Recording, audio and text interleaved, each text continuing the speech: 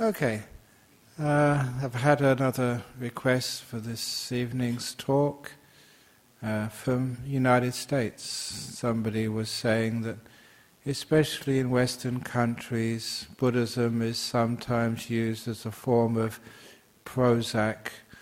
In other words, to make people just be at ease with their usual way of life. And it's not really doing very much to change important things like consumption, materialism, the misogyny and harming the environment. And they say, is that what real Buddhism is? Just make people feeling good and at ease and at peace with all the stuff they're getting up to these days? Or is Buddhism much more than that? And obviously I would say it's far, far, far more than just making people at ease with their lifestyle. It's not just business as usual, and just Buddhism makes one feel at ease with business as usual. It does change your lives and change other people's lives and change society's lives. But of course, one of the first things which people come across when they start learning about Buddhism and practicing Buddhism, it does come across as a way of solving many of the problems which we face in our modern world. So that's just a starting point for what people do. You come here and you may have problems with your relationships, and you find out it's not about me, it's not about him or her, it's about us. So we actually change our attitude towards relationship. It's not my fault, it's not her fault, it's not his fault, it is our fault. It gets to understand where those faults really come from, because we just have the wrong priorities in life. The priority is not about being right, it's about being in harmony together. So we don't really concern ourselves about always being the one who is right and arguing over silly small things. Instead, we have the priority of harmony is more important. So that's the way that I've lived my life as a monk for such a long time. It's the way our monasteries are run. It doesn't really matter whether the path is swept perfectly. It's more important that the people who are sweeping the paths are happy and at peace. Because if you go and come to, say, this place, the Buddhist Society of Western Australia, there's so many things wrong with this. You can't find parking. You have to park a long way away. You've got to sort of sit on the ground because there's not enough chairs. It's too hot, it's too cold. The dog always barks during the meditation. But it's happy. And you see here, it's much more important you have a friendly community than the thing is actually perfect. Now, what is really important? Why do you come here? Now, you can see just this is where we change our priorities and what's really important in life. So this is what we actually start to teach. And it's not the world which needs to be changed, it's our relationship to the world. Just changing our priorities, changing our views, changing the way we look at things. That is what this Buddhism is trying to teach. And little by little, yes, you do live a happier, more peaceful life. You can live in your world, and I live in my world. Actually, we just live in our worlds. We come together all the time. We can't separate ourselves up, even though I always wanted to.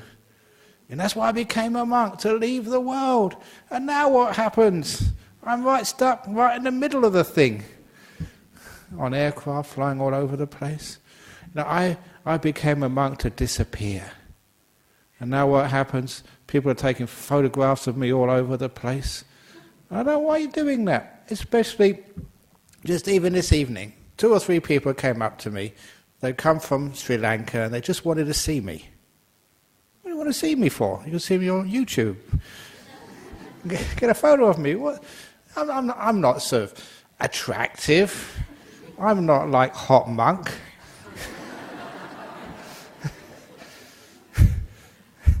There I am, right in the middle of the world.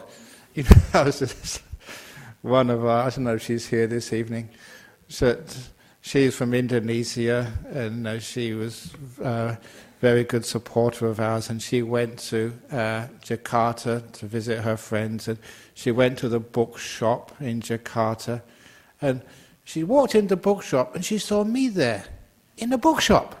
She said, "What's Ajahn Brahm doing in the bookshop in Jakarta? Because when I left he was in Bodhinyana Monastery. What's he doing here?" And she was really shocked until she went closer up, and it was a cardboard cutout of me in the bookshop, because my books are #1 bestsellers over there.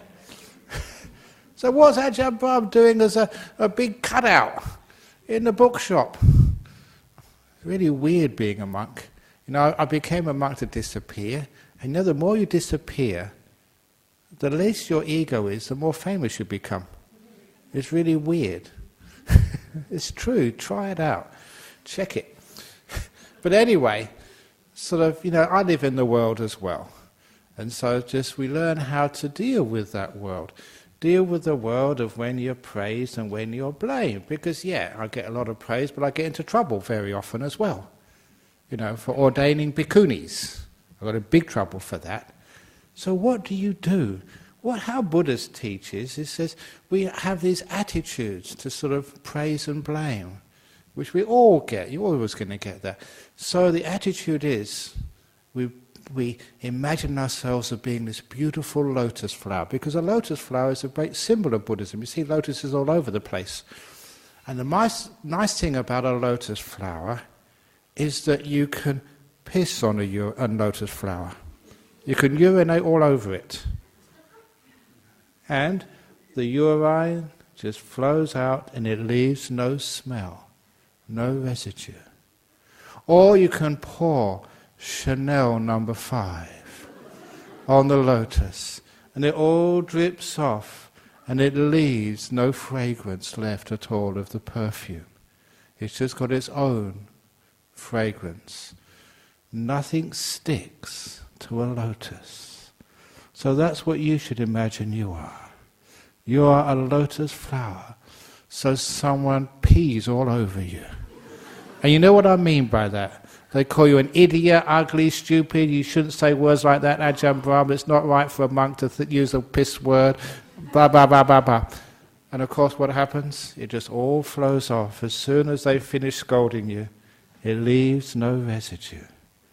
And then they come and say that you are the greatest monk in the whole of Nolamara, or maybe number 2. And then again, just Chanel No. 5 just goes all off and it leaves no residue. That is how we teach about Buddhism. So it actually works in your life. So the next time your boss at work scolds you, shouts at you, "You stupid girl, I don't know why I employ you. Why are you working here anyway?" Remember, that's just the boss peeing on you. You're a lotus. It just all goes off and just disappears. The next time your girlfriend says, "You are so hot and so wonderful. I'm so lucky just to be going out with you." That's Chanel No. 5. Let it all flow off and leave no residue. Because tomorrow she won't be pouring Chanel No. 5 over you. She'll be peeing on you. That's just what it's like, praise and blame. It's life, isn't it? But why do we react to these things? Now that's what Buddhism can teach us. Learning how not to react to life. Because we can't change life, but we can certainly change just the way we look at life. And this is what actually Buddhism teaches. So it is a sort of Prozac. The ups and downs of life, the praise and blames, the sufferings, the sicknesses. As I keep telling you, the next time you are sick, don't get upset about it. Don't take medicines. If you get medicines, you get cured. Enjoy the sickness. Milk it for everything it's worth. You don't have to go to work. You can sleep in the morning. It's wonderful. And people are just so kind to you when you're sick. They come and see you. Is there any special food you like? Sometimes when you're really sick, you can't eat this. Well, when you're healthy, you can't eat this and you can't eat that. But when you're sick, you can eat anything. I think I told a story a couple of weeks ago. I told it somewhere. I hope it was here. But if it wasn't here, one of these guys, I went to go and see him in the hospice. He was dying. And I think it was the old, it's the Murdoch Hospice, I think it's still open there. I went to see him, he was on his last legs. So the nurses told him, he said, well, you're going to die anyway, so you don't have to worry about your cholesterol, you don't have to worry about your diabetes, because cancer's going to kill you in a few weeks, so you can eat whatever you like. I said, really? So yeah, you don't have to worry about food anymore, because, only got 3 or 4 weeks to go, enjoy. So he had all the greasy food he couldn't eat for years, could have put as much sugar in his coffee as he wanted to, it didn't matter anymore. And he was enjoying himself so much, for at last he could eat whatever he wanted. He got better, and they had to take him out of the hospice. That's a true story. I was there, I saw it happen. I had to go in there later on, a few months later, and die, but, just...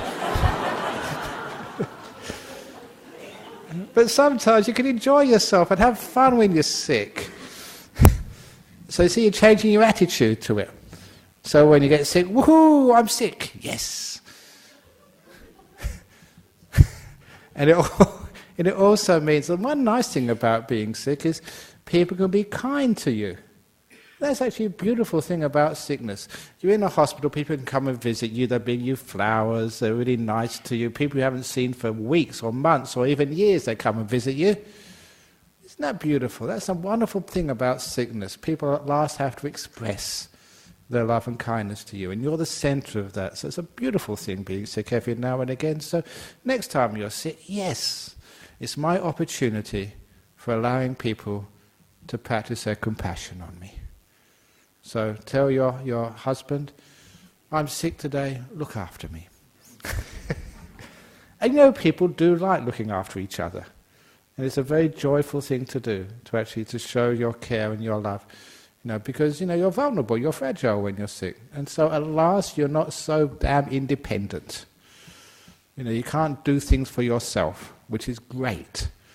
So you have to let go of your ego and let yourself be helped and cared for, which is a beautiful thing to do. So that means that, it's a wonderful thing. So we change our attitude to these things. And when we change our attitude to these things, that you find out, you don't suffer so much in life. Yeah, you lose your job. Brilliant. Again, it gives a change, because how many of your life gets into a rut, it gets boring.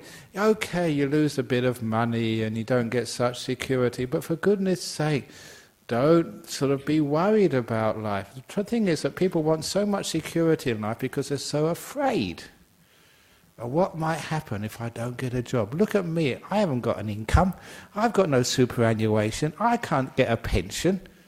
Am I afraid of my future? Not at all. I know that somehow or other you're going to get by. It's wonderful. Even I go travelling, I'm not afraid of getting stuck in an airport with no money, no mobile. I don't have a mobile phone either. So if I miss my plane and I get stuck there, I really am stuck. You know what's happened? A few times that's happened. There's always kind people, and you always go up to them, and they always look after you and care for you. Because that's what people are like. People are very friendly, kind people. They are. They just need an opportunity to show their kindness. And certainly that means you don't have to be afraid in life. There are always kind people who will be there to look after you if you're in trouble. And sometimes that may be you, to look after somebody else who's in trouble. And it's a privilege to care for somebody else. Sometimes you say, no, I can do it by myself. No, let them do it for you. So I often say, I don't know if they do it these days, the Boy Scouts these days, not so many Boy Scouts anymore, they used to come along and try and do their good deed of the day. And I always used to say, if somebody, especially if you're old and they try and help you cross the road in a busy traffic, please go, even if you don't want to. You can always cross back again afterwards. Somebody wants to do a kind act, let them do it for you. It's a beautiful thing. So those are the attitudes we are changing in this Buddhism. And it makes life much more fun, far less stressful. We don't complain so much about life. We actually work with life. We work with what we've got rather than just complain about it. So yeah, it is a Prozac, but it's much more than that. Now, how many times have I sat here and just extolled the beauty of simplicity? Simplicity is such an amazing thing which sometimes we forget. So, of course, when you watch the TV ads and you see the billboards always telling you to consume this and buy this and support the Australian economy, but just by buying a bigger house or going overseas on trips or whatever, or going to Australia, we're always taught to do so much. But here you say, why do you do such a lot of stuff? If you want to have a holiday, why not stay at home? You spent all this money building a nice house. And there's no bed in any hotel in the world like the bed in your own home. There's no food, just like, your home-cooked food. So when you have a time off, why is it you spend all this money on your house and as soon as you've got time to enjoy it, you're off to Bali or somewhere else? Anywhere but stay in your beautiful home and just relax. And of course, because people can't relax in their home, they don't know how to relax in their own home. And this is where, this is an old story, I told it about 6 months ago, learn how to be a visitor in the home in which you live. And this story is, some of you have heard it before, but it's a powerful story. But this is what Buddhism actually does. It doesn't just change and be a Prozac. It actually sees deeper into what the problems are. Because this story came of my own experience. I come here on a Friday afternoon. It's not just teaching you guys. I have to do some admin work, looking after our Buddhist society. We're planning a global conference, next year maybe. It's supposed to be happening. I'm supporting Lee's, my birthday, not done by the Buddhist Society, but where is she? My birthday bash on August the 3rd, I think, isn't it, something? 63rd birthday, we're doing it in a hotel, a fundraiser to get some more huts for our monks because there's too many monks, no place to stay. All these little things, you can get the tickets out the back over there somewhere. But doing all these things, and then you're teaching all day and all Saturday and Sunday, doing ceremonies as well. Ceremonies are really important in Buddhism as well, because when we do a ceremony, number one, it brings a sort of fellowship together. It brings like a vehicle where we can actually teach some of these great messages of the Buddha. And it's not just a talk. You see like a lantern outside. We have a Wesak ceremony, doing the circumambulation around the park. Some of those ceremonies are really, really important to bring people together and to actually convey some meaning. That's why, people get married. Why do you want to get married for? What's the purpose of being married? You've been living together for 2 or 3, 4 years. Why do you need to exchange rings? Because that ceremony has psychological power to make the commitment together stronger. And that's actually why, if you don't go through that ceremony of marriage, actually it's just you're involved together, you're not really committed. And when I do marriages, I'm doing another one tomorrow morning, I usually say the difference between involvement and commitment. The difference between involvement and commitment is exactly the same as the difference between bacon and eggs. Do you understand? Well, think about it, bacon and eggs. In bacon and eggs, the chicken is only involved, but the pig committed.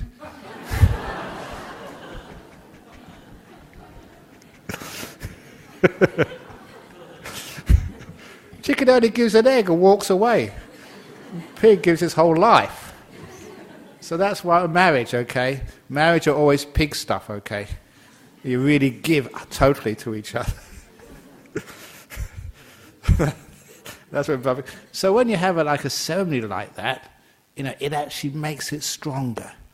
When you have a ceremony like we had on Wesak Day, taking the 5 precepts in front of the monk. You can take the 5 precepts at home if you want. If you want to know what the 5 precepts are, you can find out in the library. But you can take it at home. But why take it in front of people? Because that makes it more solid. You're dying. And why do you need a funeral ceremony when you're dead? I keep telling my monks, look, the simplest way to save a lot of money, just put me in the yellow recycling bins. And they can take me away. It's recycled anyway. Environmentally, it's the best. It just puts in landfill and just, the worms eat you there instead of Calcutta Cemetery. But no, that wouldn't work, would it? Because you want to do a ceremony, because the ceremony there, actually reinforces your ability to let go, of the past. Everybody's there, and the coffin, there's all the stuff, the memories, and then you walk out afterwards and you let go of the memories of the person who's died. It helps to let go of the grief. But I mentioned that some of the ways we do this psychologically, in Western culture, it makes people cry. Look at the funeral service itself. Still here in Perth, if you've ever gone to a funeral, you have the coffin on the table. I think this is in Karakata. You press the button. I have to do the button pressing, and the coffin goes down. That is really stupid. Psychologically, going down, what does that mean in most cultures? Going down to hell. Now, I suggested this, or I think they were doing some more chapels in Fremantle Cemetery. Why do you do that? Why don't you have, instead of pressing the button going down, you have it on the plinth, you press the button, and it goes up. It goes up, up, up, up, and this beautiful heavenly music comes up, and some dry ice, and it goes through a gap in the ceiling and disappears. It is uplifting, Granny's gone to heaven, yes. I don't know why no one else thinks that. That would have been wonderful. But when I wrote about that, I said, I suggested to quite a few people, and they said, well, sometimes that will be lying. Because we know that person was a bad person. So what are you going to do when someone like that dies? And I was thinking quickly, I said, what we should do, in the funeral ceremonies, in the crematorium, the chapels, everyone has a button. And we could vote. Up, down, or for most people, sideways. Now, wouldn't that make funerals really interesting? You want to go there because I want to press my button. I want to say what this person did to me.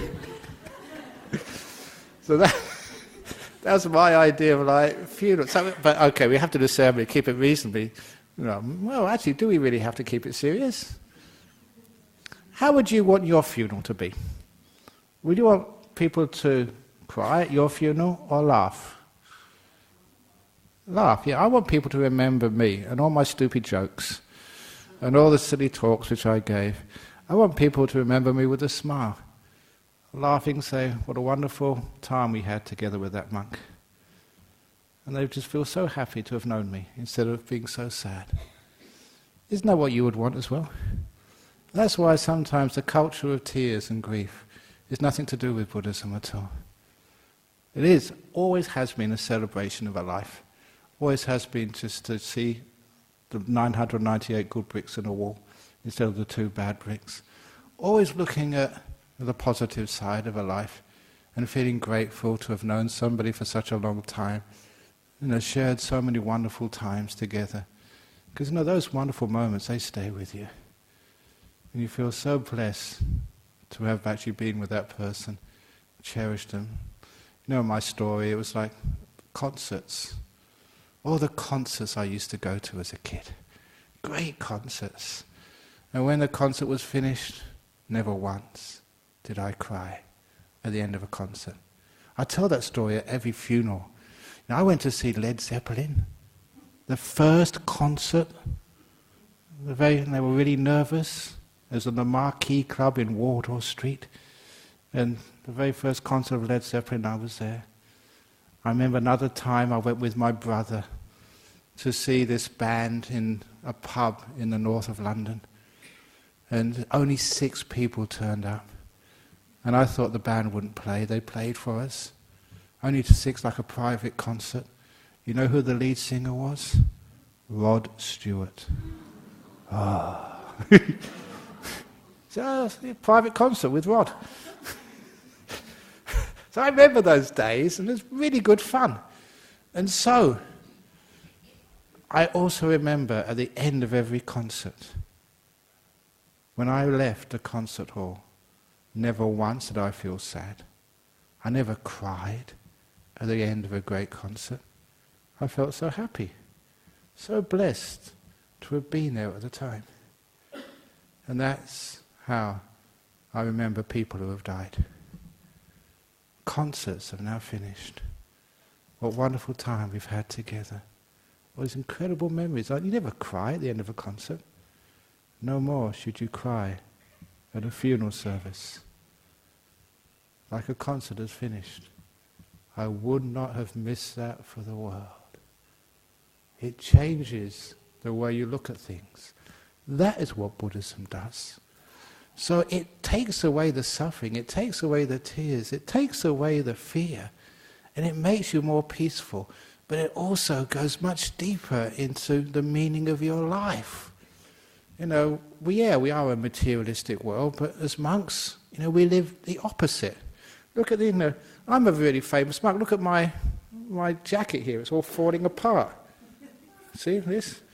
And hundreds of people said, we're getting you a new one. No way, I like this one. It's so comfortable. So, what are we actually saying here? Many of you can go and visit the monastery where I live. You go in my cave. It's not my cave anymore because so many other people go into it and just use it. This is my home. This is my house. It's where I live. It's a very small thing. And I do that because I want to live, my life, as I talk, so I live. I want you to encourage you to live in smaller houses. So Buddhism is not like a Prozac for materialism, it's actually challenging it. And we challenge it so much. And it's obvious. Why is it that people these days have a hard time living with each other? Finding a partner and living in peace and harmony with them? Kids living with their parents? Why is it so difficult? Because we just do not learn these days how to live with one another. Everybody has their own room from the time they're very small in these huge houses. That's not the way I was brought up. I was lucky. I was very fortunate that my father was really poor. Sometimes if you're middle class or wealthy, you were very deprived. Poverty, or rather, a few things. You learn and have so much advantage. I had to share a room with my brother. The apartment, council flat we grew up in was really tiny. So I was always seeing my mum and dad. They were always seeing me. You couldn't escape from one another. Which meant I learned how to live with other people. You had no choice. You had no place to run. What happened? You've got these days huge houses. Everyone's got their own room, which means that we don't know how to live with each other. But I was going to say about how to enjoy your own house. I don't know how I got distracted on that. But this was one of the great little teachings. I work here on the weekends. When I go Sunday afternoon back to Bodhinyana Monastery, 5 days working as the boss of our monastery. Jhana Grove as well, I've got to look after that. So I was working 7 days a week, no holidays. And you know what happened? You go and visit the monastery where I live, people kept on saying, it's so beautiful in your monastery, it's so peaceful. And I say, what are you talking about? It's not beautiful, it's not peaceful, it's my workplace, there's so much stuff I have to do. And I realized that I was working too hard, even in the place where I lived. And I realized that I was wrong, I had bad attitude. So I changed my attitude, and what I did, and what I encourage you to do, every Monday morning when I went back to my monastery in Serpentine, I pretended I was a visitor and not the abbot. I pretended I didn't own the place. So, if I saw something which needed to be cleaned up, not my problem. I'm only visiting. When somebody came and asked a question, say, we want to ask you a question on meditation. Sorry, not me. I don't live here. I'm not the abbot today. I'm only a visiting monk. Ask somebody else. Some of the monks wanted to ask about their meditation. Sorry, I don't know. I'm just only a visitor. I'm not the owner. Because when you're a visitor, you've got no responsibilities. You don't have to do anything. Just like if you visited somebody else's house, would you wash up for them? If you do, you're crazy. I don't know what you do. You see something on the carpet, would you get the vacuum cleaner out in somebody else's house and vacuum it for them? Would you go and mow their lawn for them and clean their car for them? You'd be dumb to do things like that. You're a visitor. You just go and sit there and give you cups of tea, give you some curry puffs, whatever you want to eat. You don't have to wash up anything. That's their problem. You can curry puffs, half of them go on the carpet because you're a bit of a messy eater. It's not your problem. You're the guest. So that's what I say to you when you go home, maybe tomorrow morning. For a couple of hours, pretend to be a visitor. You don't have to wash the dishes. You don't have to clean the room. You're visiting. When I go in hotels where I travel a lot, I don't wash the linen sheets. There's housekeeping comes in and does all that stuff. I just lay there and enjoy. Now this is where you know the difference between being a visitor and being an owner. And this is where we get into the deep Buddhism stuff. Do you really own your house? If you own your house, you've always got work to be done. Every now and again, be a visitor in the house in which you live, so you can sit in the garden and just enjoy, as if you were on holiday, visiting somebody else's house. You can just use all the dishes and the cups. You don't have to wash anything. Housekeeping will do that later on. Now you can see just how you can enjoy the moment. You're not going to be a visitor for 24 hours a day, 7 days a week, for goodness sake, but don't be an owner for 7 days a week, 24 hours a day. Otherwise you'll stress yourself out and you'll never find any peace or happiness in your life at all. Life will be always work, work, work. Work at the office or the place which you work trying to get home, go home, work in your home. Is that a life you want to live? So please learn how to be a visitor. Pretend to be a visitor in the house in which you live, so you can relax and have some peace at last. So these little attitudes here, it's going very deep in why is it that we're always so stressed out and always working and always worrying so much? Because we think we own life. You don't own life, you're only visiting. You've got very little control at all, so just let go and enjoy, instead of always controlling things. Live in small houses.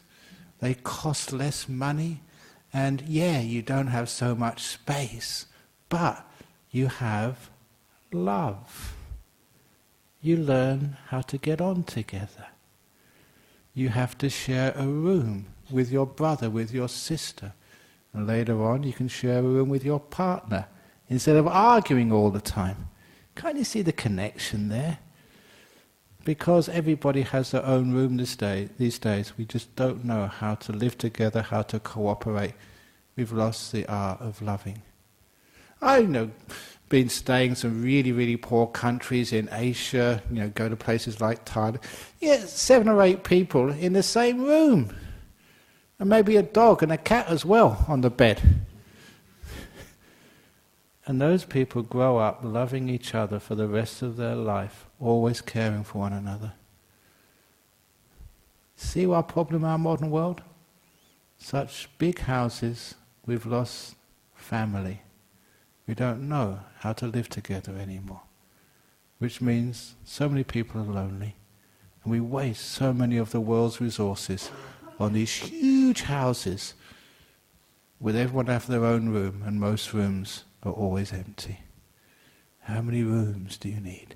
And that way I can save you so much money. You don't have to spend all this money on these huge houses, which means that you can retire early.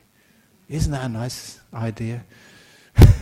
So these are little things about learning not to have so much, which is an important part of our modern world. Materialism is okay, but it's just gone over the top.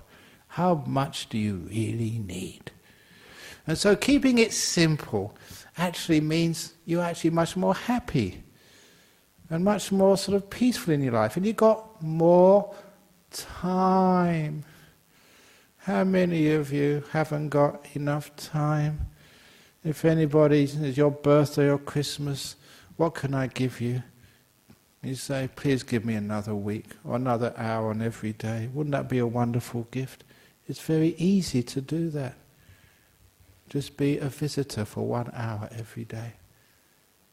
Don't own your life. Don't own that hour. Visit it. And when you change the attitude, it's amazing how much time you have. Or if you really want even more time, let go of the past and the future. Now is all the time you ever have and you ever need. A lot of times people say they haven't got any time because they're not ever here. I made a talk some years ago, a little insight into what I call the in-between moments of your life. You know those moments, you're waiting for the talk to start. Hasn't started yet. You're in the doctor's surgery waiting for your name to be called. You're in the traffic, stuck at a red light. So much of your life, you've left where you came from and haven't arrived at your destination yet. And those are much of your life which you throw away. The in-between moments of your day, of the week, of your life. And you think you don't have enough time? Cherish the in-between moments. And you find there's so many of them in your life. When you cherish them, it means you're not really worried about where you came from. And you're not thinking of where you're going to. Instead, you're being where you are and enjoying it. Being stuck in the traffic jam on the way to work is so wonderful. It means you can't go anywhere. So relax and be here. You don't have to worry about the traffic. It's not moving. You can really relax. Some years ago, somebody told me that they said it was in Delhi, but recently somebody found out it was actually in Chennai. The government there had put in the red traffic lights, no stop signs. When the red traffic light turned on, they had the 5 letters, RELAX. They weren't stop lights, they were relax lights. If anyone works for Main Roads in Perth, can I suggest we have that in Perth? As soon as the red traffic light comes on, you see these big words, relax, you can't go anywhere. Be where you are. Wouldn't that be psychologically wonderful? I don't know if you've seen this. Somebody showed me a photograph of in Montreal, in Canada. They got bus stops. Now, what's it like in a bus stop? Waiting for the bus to come to go somewhere. A classical in-between moment, waiting for the bus. Montreal, sadhu, sadhu, sadhu, Montreal. Instead of having benches for people to sit in, they've got swings. So you see all the school kid and a businessman and a lady in a business suit, get the bus, and they're swinging backwards and forwards, and apparently they enjoy it so much when the bus comes, okay, I'll get the next one. Well, that's really innovative. Have a bit of fun when you're waiting, because those in-between moments of life are just so important. We waste that. That's why we don't have any time, because we're wasting so much. So please, when you've left where you've come from and you haven't arrived at your destination, cherish those moments.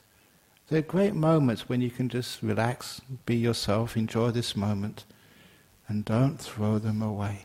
So those are the sorts of things which we like to teach, as we're really getting something which is much deeper. Peace, stillness, and like the attitude which we always have. You can't change the world, but you can always make peace with it. It's incredible just how powerful that is, to make peace with this moment, to make peace with the person who's shouting at you, even to make peace with the person who is attacking you. Do you think that's possible? one of the old stories I haven't told for years was when we first came to this center, about 33, 4, 5 years ago, I forget what. And we had our opening ceremony. And we'd invited Sir Gordon Reed. That's the Reed Highway, it's named after him. He was the Lieutenant Governor of Western Australia at the time. And he actually came to our opening. We were very small at that time.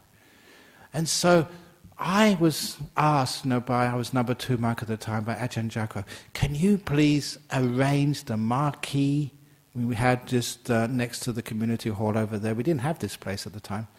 And can you arrange all the chairs for the VIPs? And so, I was told by our treasurer, this is a big event, opening our center here about 35 years ago. 35 years ago, maybe 30 years ago, 25 years ago, sometime about that. But anyway, I was told to get the very best. So I rang up in this hire firm in Claremont, which was hiring out to Peppermint Grove and Dalkeith. It was just really high class, because that's what I was told to do. And I said, look, we got big shots coming, VIPs, the Lieutenant Governor is coming, an ambassador or two is coming for our opening ceremony. We want the very best. And I remember the lady who answered the phone said, yes, I will get the very best for you. Thank you. And we're having the ceremony on a Sunday, on a Saturday, Sunday. Friday afternoon, the van came, from the hire company, put up the marquee and the chairs, and I was too busy helping someone else to really check, and they were in and out so quickly. And when I checked what they delivered, the marquee was full of red dust, like it's been on some show up in the country somewhere. And it was really dirty. And so that wasn't a problem. I could hose it down with a few friends. The chairs were all dirty as well. So we had to get rags out and clean every chair. Okay, we can handle that. But the VIP chairs, that was not possible to tolerate. Because the VIP chairs we'd have for the governor and his wife, this is no exaggeration. Those who were there at the time will know this was true. Not one of those about dozen chairs had legs the same length. They all wobbled. A lot. We had the governor and his wife coming. And so you can't have the governor falling over during the ceremony because the chairs had got wobbly legs. So I immediately got on the telephone and I managed to get the manager of this hire firm just before they closed on a Friday for the weekend. And I reminded us that we asked for the very best. You've given us rubbish. We don't mind the chairs being dirty, but when they got not the right length legs, we can't take that. You've got to change them. And she remembered me and she said, we must have made some mistake. I'm sorry. We'll change them straight away. And they came in another about 45 minutes with a new lot of chairs. But remember, this was Friday afternoon, in Perth, Australia. Once the workers had finished the last delivery, they were in the pub, starting their weekend drinking. And apparently the manager had come in and said, the Buddhists need their chairs changed. Get back to work. So these guys were not all that happy. In fact, as the car came round the corner, I was waiting in front of this building here. They'd only got halfway along Nansen Way. They're still going about 20, 30 kilometers an hour. And one of the guys jumped out of the truck and came running towards me with his fist like this. Where's the bloke in charge? I want the bloke in charge. And I went up to him and said, I am the bloke in charge. And he had his fist this far from my nose. And his eyes were like red, like in some movie of a monster. And he'd been drinking, I don't know how many beers already, because I could smell all this alcohol. I always say that I consumed the most alcohol from his breath in all the years I've been as a monk. And he was ready to punch me to the ground. And all my friends, all the other people who were working here, they just stood and looked. thank you friends. Not one person came to help me. But I didn't need any help. Because this was one of the most wonderful times when, what I say here, just make peace, be kind, be gentle. That's all I was doing. And that guy could not touch me. His hand was right in front of me. His eyes were really, really wide, and he was ready to floor me.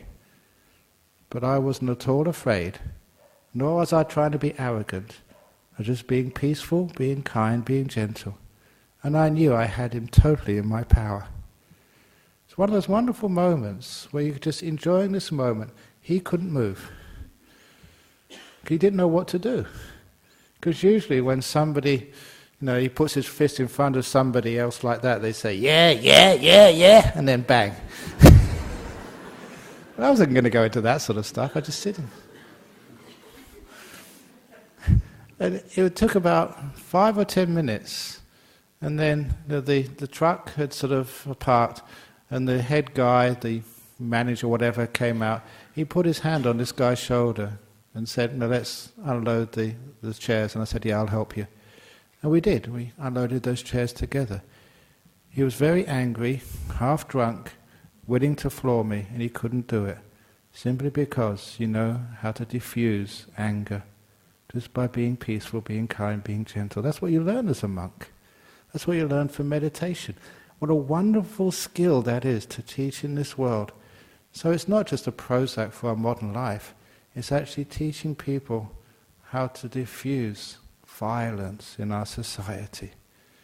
Of course, monks may be the experts at that, but we can teach you a lot of that, and you can diffuse a lot of violence. As I say to a lot of people, when somebody starts to get very upset and angry, a simple technique, just start lowering your voice and speaking very slowly, and everybody starts to calm down. But if you start speaking with a high speed and very fast, doesn't that get you excited? It's simple things which awareness, mindfulness, meditation teaches you how to diffuse situations and make people peaceful and calm. So this is actually, it's a very powerful teachings, which can help people live not just a peaceful life, but a very wise life. And all the time we're leaning towards the ultimate teachings in Buddhism, Nibbana. People say Nirvana, what's this got to do with Nirvana? Letting go of your wanting, learning how to be still, learning how to make peace. The more peace you have, the closer you are to enlightenment. Peace of mind. Just so you are like a lotus, that nothing can actually harm you. That you are at ease with yourself and with the world. That you have contentment, as I was talking about in meditation. You start by having a smaller house. To being content with what you have. You don't need so much. Being content with who you are as a human being. You're beautiful enough as it is. As I say every week, you are a crooked tree in the forest. Don't try and straighten yourself up. I love crooked trees. They're the most beautiful in the forest. So why are you trying to straighten out your faults? Love yourself as you are. Be at peace with yourself. Be kind. Open the door of your heart to yourself. Then you have peace of mind. Part of being enlightened is just, I don't have to change.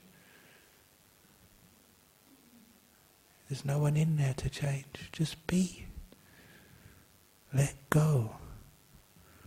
No craving, no wanting, no anger, no trying to change things, no fear. All these things are part and parcel of the ultimate truth. Now this is the way that the Buddha described ultimate truth, not in some philosophical nonsense about we are all one. We're not all one. At least two, because I know every airport I go to, there's always two, men, women, toilets. I haven't gone to any airport yet which says we're all one, so we all go into the same loo. So any religious organisation which propounds we are all one should have toilets, not men, not female, everybody goes into the same one. Would that be a good idea? We're all one anyway, just sit next to each other, no partitions between you. We're all one, what's the big problem anyway? It's obviously not all one. But that's, people say all these amazing nice things and it makes a lot of sense, but they can't practice it. At least the sort of stuff you hear here is very practical. It works. It makes you more and more peaceful, more and more calm, more and more kind. It actually inclines towards this idea of nirvana. Nirvana is not something which you can state to other people. It's a state of understanding of wisdom, and that understanding of wisdom is not something you say, it's something you live. To be at peace with the world, to be at peace with yourself, to be content, to know when it's the right time, to try and do something and change and help when it's the right time, just to let things be, and be sick and enjoy it. To be kind to those who are angry, not trying to tell them why they shouldn't be angry. Those are the sorts of things which Buddhism teaches, and which is one of the reasons why it's getting very popular in this world. It works, and it makes everybody who touches it. They take a lot, they take a little, it's up to them. It makes them better human beings. And that's why sometimes when people teach things like mindfulness and all these great things of Buddhism which get out there in the world, and all sorts of other people teach it, sometimes making money out of it. I don't care as long as it makes people happier and more peaceful. Because no one owns the truth. No one, no more than anyone owns the air which we breathe.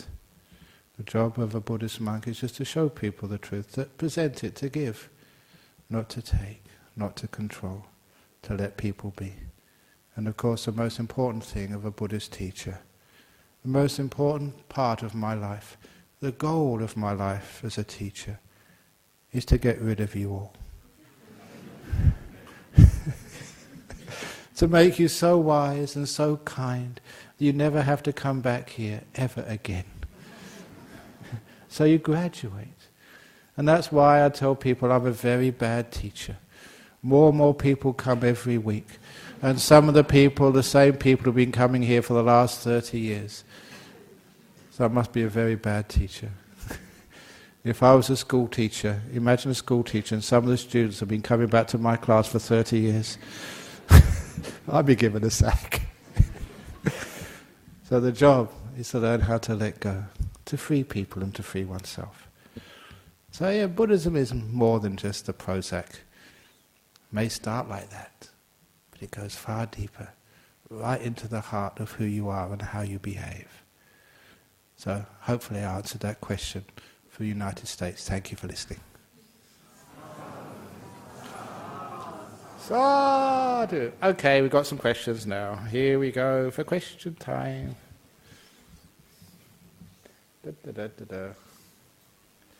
Very good. From Thailand and from UK. Okay, number one, should people suffering from depression meditate? A monk said that meditation can enhance our feelings. Does it mean that negative feelings may become more intense? Not if you meditate properly. There's many types of meditation. The meditation which tries to control your mind will always make negative feelings worse. But the meditation which lets things be, which makes peace with your depression, which is kind to your anger, that is what makes things like depression less. There's a classical story which answers this. I haven't told enough stories this talk. The story of the monster who came into the emperor's palace story. Once upon a time there was this monster who came into the palace of the emperor, and this monster was so ugly, so frightening, that all the guards were supposed to be looking after the palace and stopping this riffraff coming in. They froze in terror. They hid behind the doors. They made themselves scarce because they were afraid of this really ugly, frightening monster, and allowed the monster to go right into the throne room and sit on the emperor's chair. At which they said, "Get out of here, monster, you don't belong. Get out or you'll be in big trouble." but every unkind word, every unkind deed, even unkind thoughts, the monster grew an inch bigger, more ugly, more smelly and more frightening. And that made them even more angry. And they were trying to get rid of this monster by all means, but every unkind deed, word or thought, the monster just grew an inch bigger, more ugly, more smelly, more offensive. By the time the emperor came back, because he was away when the monster came in, this monster was huge, took up half the throne room, and was so frightening, as I usually say, that even DreamWorks in Hollywood could not come up with such an ugly monster, even more ugly than in Alien, and was so smelly that even the maggots crawling on the monster's skin threw up. They vomited, they bathed, even they couldn't take the smell. And as soon as the emperor saw this ugly, smelly monster, he realized these people's mistake. Instead of saying, "Get out of here, you don't belong," the emperor said, "Welcome. Thank you for coming to visit me, monster. Why have you waited such a long time to drop in? Has anyone got you a cup of tea yet? Do you want a curry puff? You know, we have some great curry puffs here." And he was really kind. Those few acts of kindness, the monster grew an inch smaller, less ugly, less smelly, less offensive. And the people realized their mistake. Instead of being cruel and angry at monsters, they were kind to them. Usually I say I better be quick, because I usually make the story up and say they gave him foot massage, about 20 people around, one foot was so huge. They gave him this nice cup of tea with condensed milk, and they really liked that. So the monster... And every kind act, kind word, kind deed, the monster grew smaller. And as soon as it was back to the size when he first came in, they kept on with the kindness until the monster was so tiny, one more bit of kindness and the monster vanished completely away. That was a story told by the Buddha with a few additions from me, calling that's an anger-eating monster. You give it anger, get out of here, and it gets worse. Bigger, more of a problem. That's why many of the problems in meditation, things like depression, sickness, get out of here, you don't belong. It makes it bigger, it feeds it. Instead you say, "Welcome. Thank you for coming to visit me." What happens then?